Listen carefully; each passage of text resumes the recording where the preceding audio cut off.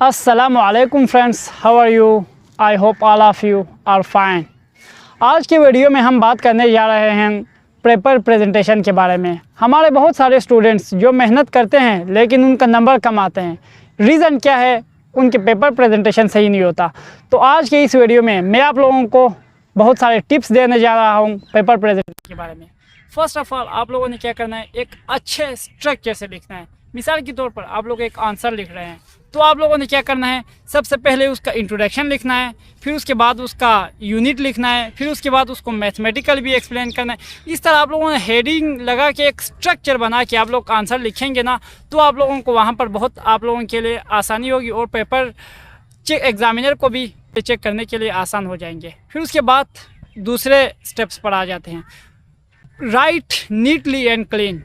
आप लोगों ने क्या करना है, वहाँ पर पेपर में आप लोगों ने बहुत अच्छे तरीके से, बहुत अच्छे राइटिंग से आप लोगों ने लिखना है। स्पेस थोड़ा ज़्यादा रखकर अच्छे राइटिंग से लिखना है, क्योंकि जब अच्छे राइटिंग से लिखेंगे तो आप लोगों के वहाँ पर प्रेजेंटेशन अच्छे हो जाएंगे तो एग्जामिनर आपको ज़्यादा नंबर देंगे। फिर उसके बाद तीसरे पॉइंट्स पर आ जाते हैं। तीसरे पॉइंट्स पर आपने क्या करना है, आपने पहला 2 लाइन आपने बहुत अच्छे तरीके से लिखना है, पहला 2 लाइन।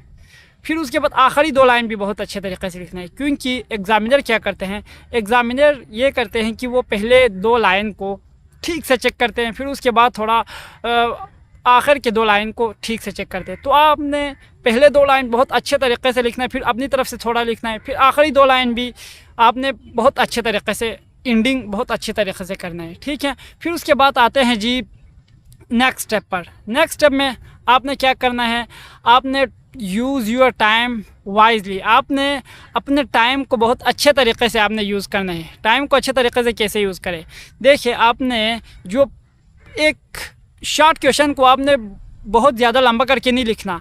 आपने 3 या 4 या 5 पॉइंट्स लिखना होता है वहाँ पर, क्योंकि शॉर्ट क्वेश्चन 3 नंबर का होता है, तो आपने 3 या 4 पॉइंट्स लिखना है, उसको बहुत लंबा करके नहीं लिखना, ठीक है। तो आप इस तरह अपने टाइम को, एक आंसर को बहुत ज़्यादा आपने वहाँ पर एक्सप्लेन नहीं करना। आपने सारे आंसर को आपने इक्वल इम्पोर्टेंस देना है। वहाँ पर सारे आंसर को आपने एक एक तरह से लिखना है।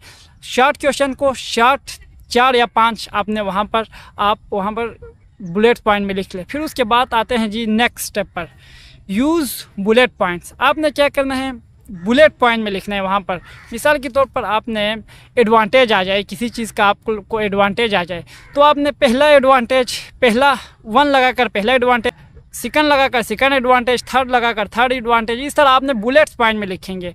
अगर आप बुलेट्स पॉइंट में लिखेंगे तो पेपर चेक करने वाले को बहुत आसान हो जाएंगे, तो वो ईज़िली आपको ज़्यादा नंबर, फुल नंबर दे देंगे। आपने बुलेट्स पॉइंट में लिखना है, ठीक है। फिर उसके बाद आते हैं जी नेक्स्ट, उस पर आखिर में आपने क्या करना है, आपने आखिर में ये चेक करना है कि आपका जो पूरा आपने जो पेपर लिखे हैं ना, आखिर में आपने उनको एक रिव्यू करना है। क्योंकि देखो, आप लोग अगर रिव्यू नहीं करें तो वहाँ पर क्या होगा, वहाँ पर आपको मसला हो जाएंगे। आखिर में आपने कोई गलती वहाँ पर किया हो तो आप लोगों को मसला हो जाएंगे। तो आपने जो हेडिंग है उनको भी, और जो मेन पॉइंट्स और जो सारे पेपर को एक मरतबा रिव्यू करना है। रिव्यू करने से जो गलतियाँ हों वो आप लोग ठीक से गलतियों को सही कर सकते हैं, गलतियों को। फिर उसके बाद आते हैं जी कैपिटलाइजेशन पर। आपने जो इम्पॉर्टेंट टॉपिक नहीं है उनको आपने कैपिटल करके लिखना है, जो इम्पॉर्टेंट पॉइंट है उनको कैपिटल लेटर में लिखना है। अब जब आप इम्पॉर्टेंस पॉइंट को कैपिटल लेटर में लिखेंगे तो एग्जामिनर को ये समझने में आसानी होगी, हाँ इसने ये लिखा है, ये चीज़ ने यहाँ पर लिखा है, ये चीज़ ने यहाँ पर लिखा है। तो आपने अच्छे जो इम्पॉर्टेंट पॉइंट्स है, इम्पॉर्टेंट वर्ड्स है, उनको कैपिटल करके लिखना है, ठीक है। तो ये था हमारा आज का टॉपिक, जिसमें मैंने आप लोगों को पेपर प्रेजेंटेशन के बारे में समझाया। तो मिलते हैं जी नेक्स्ट टॉपिक पर। चैनल को सब्सक्राइब करें और वीडियो पसंद आए तो लाइक करें। अल्लाह हाफिज़।